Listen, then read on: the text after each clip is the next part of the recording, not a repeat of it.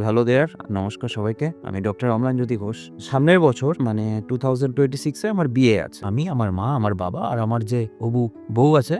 তো এরা ৪ জন মিলেই আমরা এই টুকটাক শপিং গুলো ছেলের বাড়ির তরফ থেকে করছি। কারণ অতটা লোকের আমাদের এখানে একটু অভাব তো ম্যান পাওয়ারের। তাই আমরা নিজেদের শপিংটা ধীরে ধীরে টুকটুক করে আজকে এটা, কালকে ওটা, পরশু ওটা এইভাবে করছি। এরকমই বিয়ের বাজার করতে কালকে যখন শিলিগুড়িতে ঘুরছিলাম, বেসিক্যালি আমাদের বিয়ের বাজারটা শিলিগুড়ি থেকেই হচ্ছে। ইন্টারেস্টিং জিনিস আমি নোটিস করলাম। আর মনে হলো এই জিনিসটা আমি শেয়ার করলে পরে হয়তো আপনাদের মধ্যেও এই জিনিসটা থট প্রভোকিং মানে চিন্তাধারাটা আপনাদের মনের মধ্যে আসবে। সবথেকে প্রথমেই বলে দেই, ফাইন্যান্সিয়ালি বা আর্থিকভাবে কোনোদিনই আমাকে সেরকম ধরনের কষ্ট ফেস করতে হয়নি ভগবানের আশীর্বাদে। যখন ২১ বছরের পর থেকেই আমি নিজে ইনকাম করা স্টার্ট করে দিয়েছিলাম। কিন্তু এর মানে এই নয় যে আমাদের লাইফে কোনো ধরনের প্রবলেম ছিল না। বাইরে থেকে দেখতে আমি যে ধরনের ভিডিও পোস্ট বাইরে থেকে দেখলে মনে হয় বাহ কি সুন্দর লাইফ, কিন্তু সবার লাইফেই কিছু না কিছু প্রবলেম বা স্ট্রাগল কিন্তু থাকে। স্ট্রাগল বলতে যেমন ধরুন আমার ডায়াবেটিস হয়ে যাওয়া হোক, আমার শরীর খারাপ হয়ে যাওয়া হোক, ২ বছর আগে আমার বাবার ভয়ঙ্কর রকমের ইন্টারনাল হ্যামারেজ, সেখান থেকে রিকভার করা, অনেক কিছু আপস অ্যান্ড ডাউনস দেখেছি। এমন কিছু জিনিস দেখেছি যেখানে মনে হয়েছে যে পুরোপুরি দেওয়ালে পিঠ থেকে গিয়েছে। এগুলো নিয়ে অন্য কোনো সময় বলবো আবার। এটা যদি বিয়ের দেখবেন একটা বাজেট থাকে মাথার মধ্যে, একটা সেট নিয়ে থাকে যে আমাকে এইটুক বাজেটের মধ্যে আমাকে করতে হবে। তো কালকে পাঞ্জাবির বাজার করছিলাম, জিনিসপত্রগুলো পাঞ্জাবি, বিয়ের ড্রেসগুলো, আমার ড্রেসগুলো বাজার করছিল। তো কালকে কি হয়, পাঞ্জাবির বাজার করতে করতে এখন দেখবেন কখনই আপনি যখন বাজার করতে যাবেন বা শপিং এ যাবেন, আপনার কিন্তু কিছু কিছু জিনিস দেখলে এতটাই ভালো লেগে যায় যে ওটা নিতেই হবে।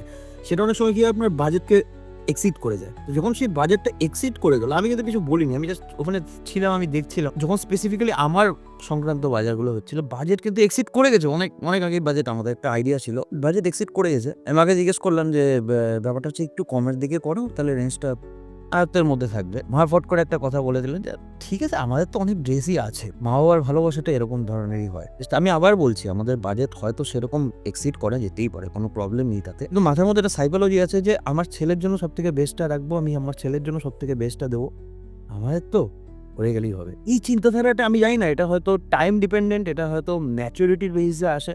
আমার মধ্যে যেমন নেই, আমি ফ্র্যাঙ্কলি বলছি, যখন কোনো জিনিস একটা আমি নিই তখন আমি আনবা অতটা ভাবি না। আমি এখনো অতটা ম্যাচিউর হতে পারিনি। দেখছেই না একবারও। মানে আমার যে জিনিসটা সবথেকে টপ লেভেলের পছন্দ হচ্ছে সেটাই নিয়ে নিচ্ছে।